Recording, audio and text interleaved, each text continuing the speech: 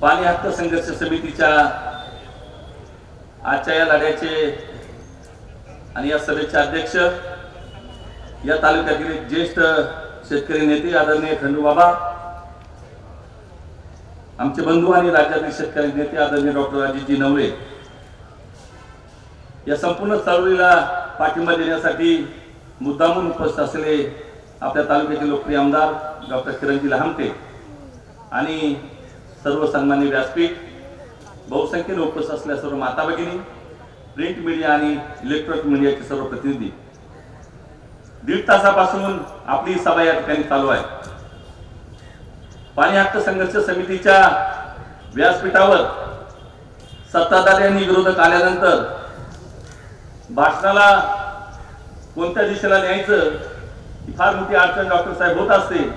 ती सीताराम दामलेंच्या भाषणामध्ये मला जाणवली. सत्ताधारी पक्षाचे आमदार व्यासपीठावर आहेत आणि राज्यात ज्यांचं सरकार आहे त्याचे प्रतिनिधी सुद्धा व्यासपीठावर असताना विरोधी पक्षाच्या कार्यकर्त्यांनी भाषण कसं करायचं हा एक मोठा कौशल्याचा पार्ट आहे. परंतु आदरणीय सीताराम भांगरे आमचे मित्र, चळवळीचे आणि वर्षाचे साथीदार आहेत आणि म्हणून त्यांनी त्यांच्या कौशल्याने त्यांची बाजू मांडली. खरोखर मित्रांनो,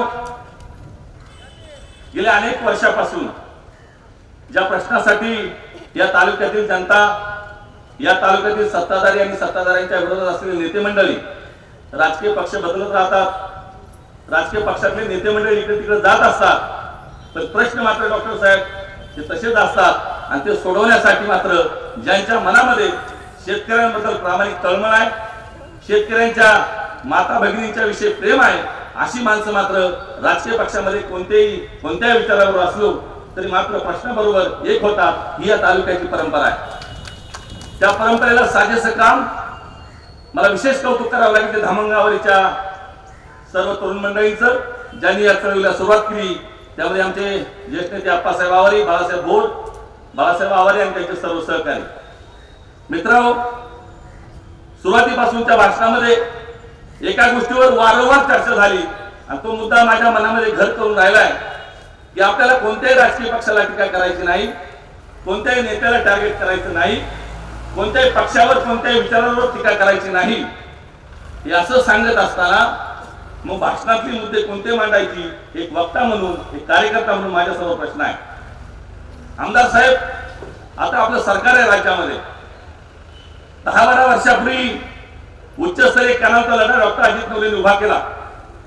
प्राध्यापक शांताराम गजे, खंडूमामा वागचौर या मंडळींनी सुरुवातीला त्या प्रश्नाची चर्चा केली आणि त्यावेळेस सगळ्या मंडळींनी त्यांना येड्यात काढलं की निळवंडे धरणाचा जो काही कॅनल आहे, दोन्ही कॅनल, त्याच्यावरती उच्चस्तरीय कॅनल होऊ शकतात का, असा प्रश्न त्यावेळेच्या सगळ्या मंडळींनी त्यांना येड्यात काढलं.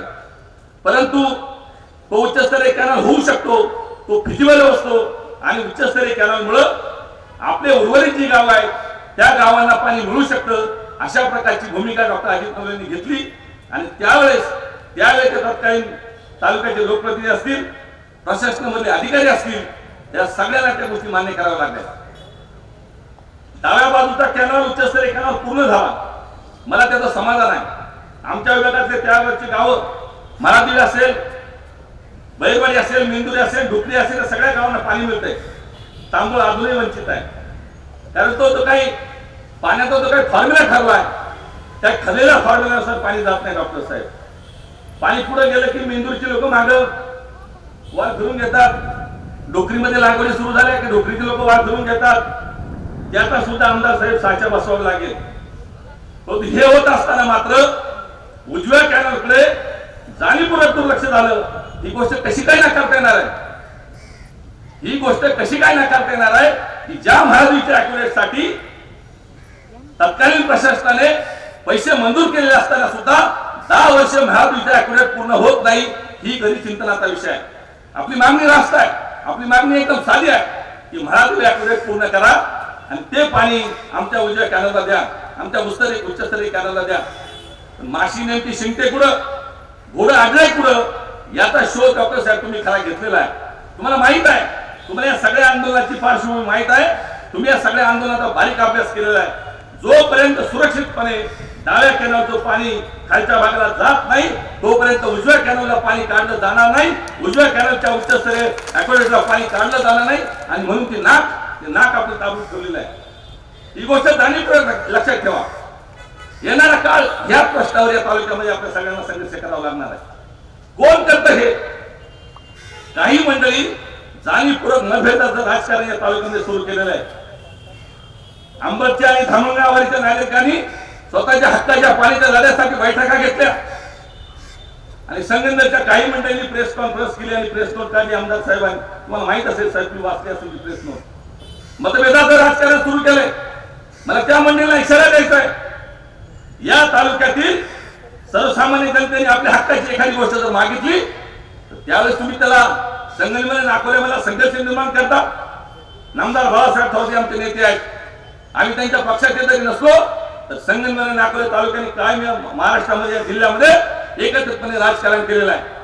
आमदार साहेबांनी त्यांच्यामध्ये सुद्धा गैरसमज पसरवण्याचं काम काही मंडळींनी सुपारी घेऊन चालू केलेलं आहे. संगमनेर तालुका काँग्रेस कमिटीच्या अध्यक्षांचं एक पत्र प्रेस नोट मी काल वाचलेलं आहे. काय सांगतायत ते? दिशाभूल करतायत डॉक्टर अजित नवले, दिशाभूल करतायत अकोला तालुक्यातील जनता. अरे बाबा, दिशाभूल कुणी केली? उजव्या कॅनलचं काम गेले अनेक वर्ष थांबलेलं आहे. मी 15 दिवसापूर्वी मनोहरपूरला गेलो होतो. आमदार साहेब, मनोहरपूरच्या गावापासून जो उजवा कॅनल आहे त्याच्यामध्ये एवढी झाडं उभी झालेली आहेत, जंगल तयार झाले आहेत, वाघ आणि हिंस्र पशु त्यामध्ये वास्तव्य करतायत. त्याच्या शेजारी राहणाऱ्या घरांमध्ये लोक राहायला तयार नाहीत. इतकी भयानक परिस्थिती अमृतसागर दुसंगापासून तर मनोहरपूरच्या त्या डोंगरापर्यंत जाऊन बघा, पायी सर्वे करा काय अवस्था आहे. कशामुळे हे पाणी थांबलंय? कशामुळे हे कॅनलचं काम थांबलंय? आमचे लोकप्रिय खासदार सदाशिव लोखंडे साहेब यांचा जाणीवपूर्वक उल्लेख करावा लागेल. राजकारणाचा मुद्दा नाही. सुधारित प्रशासकीय मान्यता घेतली. मागच्या वर्षी संसदेमध्ये 2200 कोटी रुपये विनोदी सावंत यांनी मंजूर केले आणि मग निर्मलेच्या कामाला गती मिळाली. राज्य सरकारने त्यावेळेस कोणत्या प्रकारची मदत सुरुवातीच्या काळात केली नव्हती. जाणीवपूर्वक सांगितलं पाहिजे. आणि ही गोष्ट करत असताना या तालुक्याच्या प्रश्नासंदर्भात आपण जेव्हा बोलतो, या तालुक्यातील प्रश्नासंदर्भात जेव्हा आपण चर्चा करतो तर जाणीवपूर्वक काही मंडळी म्हणतात की संगमनेरच्या विरोधी मंडळी कशाबद्दल ही चर्चा करतात तुम्ही लोक? कशाबद्दल संगमनेर अकोल्याचा संघर्ष लावण्याचा प्रयत्न करतायत? आमदार साहेब आमचे जीवाचं रान करून या ठिकाणी काम करतायत. पूर्वीच्या सुद्धा लोकप्रतिनिधीचा उल्लेख करावा लागेल, कारण हे पक्ष व्यासपीठ नाहीये. त्यांनी त्यांच्या परीने तालुक्यामध्ये पाणी वाटपाचं काम केलेलं आहे. पूर्वीच्या सुद्धा लोकप्रतिनिधीने या तालुक्यामध्ये पाणी अडवण्याचं काम केलं आहे. विकास साहेबांचा उल्लेख केल्याशिवाय या तालुक्याचा पाण्याचा धडा पुढे जाणार नाही. पण अलीकडे मात्र वेगळं राजकारण सुरू झालंय. आम्ही आमच्या तालुक्यात एखादा विषय मांडला की लगेच आम्ही संगमनेरच्या विरोधी. तालुक्यात रेमडेसिवीर कमी पडलं, डॉक्टर अजित नवलेंनी आम्ही मोर्चा काढला, आम्ही संगमनेरच्या विरोधी. अकोला तालुक्याची रेल्वे पळाली, आम्ही संगमनेरच्या विरोधी. अकोला तालुक्यात उपजिल्हा रुग्णालय गेलं, आम्ही संगमनेरच्या विरोधी. अकोला तालुक्याच्या धामणगाव असेल, अंबड असेल या गावाला उच्चस्तरीय कॅनलचं पाणी मिळालं पाहिजे, आम्ही संगमनेरच्या विरोधी. अरे चाललंय कुठं? छोट्या छोट्या गोष्टींसाठी तुम्ही अकोला तालुक्याला कोणाच्या दावणीला बांधू नका. या तालुक्याची परंपरा आहे, जे मिळालं ते कष्टाने मिळालंय. भांडणाच्या पाणी वाटपाचा लढा या तालुक्यातील ज्येष्ठ शेतकरी सावंत साहेबांच्या नेतृत्वाखाली मिळाला. या तालुक्यातील लोकप्रतिनिधींना सामील व्हावं लागलं. आज जशी परिस्थिती डॉक्टर अजित नवले निर्माण केली, सर्वसामान्य तालुक्यातील सर्वपक्षीय राजकीय नेत्यांना या व्यासपीठावर आलं पाहिजे अशा प्रकारचं निमंत्रण न देता सुद्धा ही सगळी मंडळी व्यासपीठावर आहे. या तालुक्याचे प्रश्न सोडवले पाहिजेत. अंबड वंचित आहेत, धामणगाव पाट वंचित आहेत, तांबोळ वंचित आहेत, वाशेर वंचित आहेत, मनोहरपूर वंचित आहेत. शेकडो वर्ष झाले कॉलेज जीवनापासून मी या चळवळी पाहतोय. याच व्यासपीठावर, याच डायसवर नामदार शरदचंद्र पवार साहेबांचे भाषण 1982 साली ऐकलं होतं. सर 1984 साली मी 10वीला होतो त्यावेळेस. याच डायसवर ऐकलं होतं. निलवंडेच्या भूमिपूजनाला ते आले होते. तेव्हा सुद्धा त्यांनी हे सांगितलं होतं की या तालुका सुजलाम झाला पाहिजे. आणि भौगोलिक क्षमता कशी आहे आमची? किती तालुका एकत्र झाला? आपल्या तालुक्याच्या एकूण क्षेत्रामध्ये फक्त 18% क्षेत्र या तालुक्यामध्ये बागायती आहे. जे काही क्षेत्र प्रवृत्तीच्या पाड्यावर आम्ही जगवलंय, आम्ही उभं केलंय, आमच्या कष्टाने उभे केलंय. 1978 साली डॉक्टर साहेब आम्ही पहिल्या सिमेंटच्या पाईपलाईन आणल्या.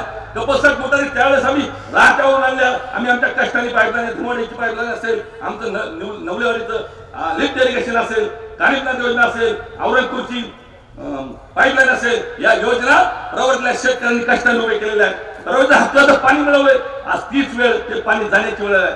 निळवंडे धरणाची निर्मिती ज्यावेळेस झाली आपल्या सर्वांना आनंद झाला होता की तालुक्यामध्ये पुन्हा एकदा आपल्या सर्वांना हक्काचं पाणी मिळेल. निळवंड झालं म्हणजे प्रवरा सुजलाम सुफलाम होईल. पण माझं एक मत आहे, प्रामाणिकपणे या व्यासपीठामध्ये सांगितलं पाहिजे, मला बोललं पाहिजे ते. ज्या दिवशी निळवंडे धरण पूर्ण क्षमतेने दोन्ही कॅनल तयार होते डॉक्टर साहेब, त्याच्यावर लक्ष द्यावं लागेल. तुमचा पाण्याचा अभ्यास फार आहे, आम्ही भंपकपणे काही भाषण करतो, पण तुम्ही फार डीप मध्ये या विषयाचा स्टडी केलेला आहे. 11% पाण्याचा वाटा आपला भंडारा धरणामध्ये आहे. निळवंडेच्या धरणामध्ये आपलं पाणी किती आपल्याला मागावं लागेल, दोन्ही धरणा मिळून आपल्या हक्काचं पाणी किती याचा हिशोब घ्यावा लागेल, त्याचं ऑडिट करावं लागेल आणि सरकारी पातळीवर त्याचं गॅजेट मध्ये रूपांतर करावं लागेल. यासाठी सुद्धा भविष्यकाळामध्ये तुम्हाला लढा द्यावा लागेल. आणि म्हणून ही गोष्ट तुम्ही आज दुष्काळ पडला म्हणून आपण जागे झालोय. मागच्या 2-4 वर्षामध्ये प्रचंड पाऊस झाला. मित्रांनो, आज ह्या वर्षी जर वास्तव तुम्हाला मला मांडायचं, मी प्रवरीच्या काठावरचा बागायतदार आहे, माझ्या काठावर नदी आहे. परंतु वास्तव हे आहे, आम्ही जरी प्रवरीच्या काठावर असतो, ज्यावेळेस पर्जन्यमान कमी होतं, खालची धरणं जेव्हा सुटकामी राहतात, त्यावेळेस जायकवाडीचं फूट आता 2 महिने तुमच्या बोकांडी बसणार आहे. 2च महिने थांबा. जायकवाडीला भंडारा निम्मा रिकामा करावा लागणार आहे, निळवंड्यातलं निम्म पाणी रिकामा करावं लागणार आहे आणि 6-6-8 दिवस 15-15 दिवस प्रवरीच्या पाण्यावर त्यावेळेची वीज कापली जाणार आहे. ही वस्तुस्थिती पाहिली आपण, जायकवाडीच्या पाण्याचा विनंती लढा केला आपण. ही वस्तुस्थिती या तालुक्यामध्ये आता सांगावं लागेल. आम्ही ही गोष्ट वारंवार या तालुक्यातील चळवळीच्या नेत्यांनी केलेली आहे. अकोले तालुका फार सोपा आहे, कोणतीही गोष्ट भिन्नपणे करायची. संगमनेरच्या पाईपलाईनला आपण कधी विरोध केला नाही. अरे पाईपलाईन केली तुम्ही, आमच्या हस्ते त्या ठिकाणी धरणाच्या भिंतीमध्ये तुमचे पाईप टाकले. पाईप टाकल्यानंतर तुम्ही ओपन ती पाईप अकोल्याच्या हातातून डॉक्टर साहेब यांनी ते संपूर्ण पाईप उघड्यावर, म्हणजे नदी या रस्त्याच्या कोलार गुटीच्या रस्त्याच्या कडेला असणाऱ्या शेतकऱ्यांच्या शेतांमधून अक्षरशः सगळा फ्रंट दाबून त्यांचे पाईपलाईन नेले. सुगाव फाट्यावर पाईप अडवले. सुगाव फाट्यावर अधिकाऱ्यांना बोलवलं, अजित नेतृत्वाखाली आंदोलन झालं, सांगितलं अजिबात जमणार नाही. अकोले तालुक्याच्या हद्दीतून मला पाईपलाईन न्यायची असेल ती गाडून द्यावं लागेल, ते सुद्धा संघर्षाने मिळवलं. म्हणजे मला एक सांगायचा मुद्दा आहे, अकोले तालुका म्हणजे कुणी या कसाही करा, कसाही कुटवा, कसाही मारा, अशा प्रकारची परिस्थिती या तालुक्यामध्ये आहे. ही गोष्ट आपल्या सर्वांना उद्याच्या काळामध्ये समजून घ्यावी लागेल. खूप साऱ्या गोष्टींपासून आपण वंचित आहोत. जे झालं पूर्वीच्या लोकांनी केलं ते त्या पिढीनुसार झालं.